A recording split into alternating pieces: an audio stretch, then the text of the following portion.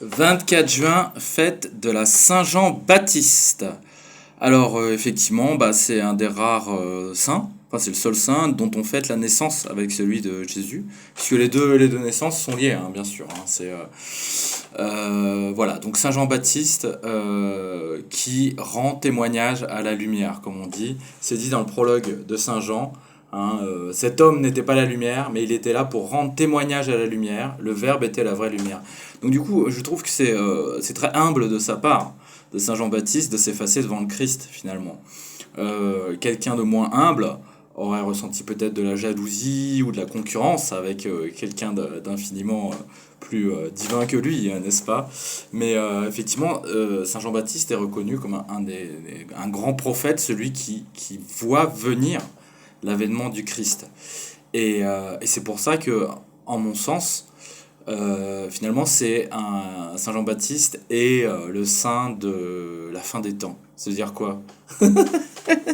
c'est la- c'est, Bah ouais, Saint Jean-Baptiste est le saint de la fin des temps. C'est-à-dire que dans une ambiance un peu crépusculaire que l'on connaît, n'est-ce pas? Dans une espèce de moment où on sent que tout va mal, tout se dégrade, tout devient méchant, vicié, dégueulasse, inhumain, égoïste, servile, etc. Je peux continuer les adjectifs pendant très très longtemps. Lui, il a vu le rebond, il a vu que quelque chose de nouveau allait arriver. Il voit déjà l'aube poindre, effectivement, comme dans le psaume, effectivement, comme le veilleur guette l'aube, effectivement. Voilà, il voit le Christ qui arrive. Et en fait, c'est très important et c'est un grand, grand symbole d'espérance dans des temps qui sont absolument pas cool du tout, assez terribles, mauvais, etc. Lui, il voit déjà après, en fait. Il voit déjà, dans la nuit la plus profonde, se lever le soleil du Christ, et ça, c'est inestimable.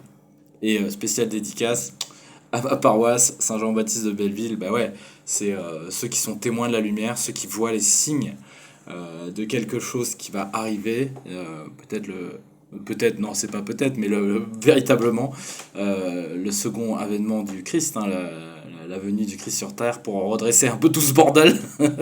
Et ben voilà, ceux qui voient cela sont aussi les paroissiens. Coucou, bisous, bisous à tout le monde. Finalement, Saint Jean-Baptiste, c'est la tête de proue de l'Église, finalement. C'est celui qui initie le mouvement et qui dit regardez, levez la tête, hein, levez la tête, il arrive. Et ça, c'est important. Saint Jean-Baptiste, priez pour nous. Saint Jean-Baptiste, apprenez-nous à vous aimer. Merci.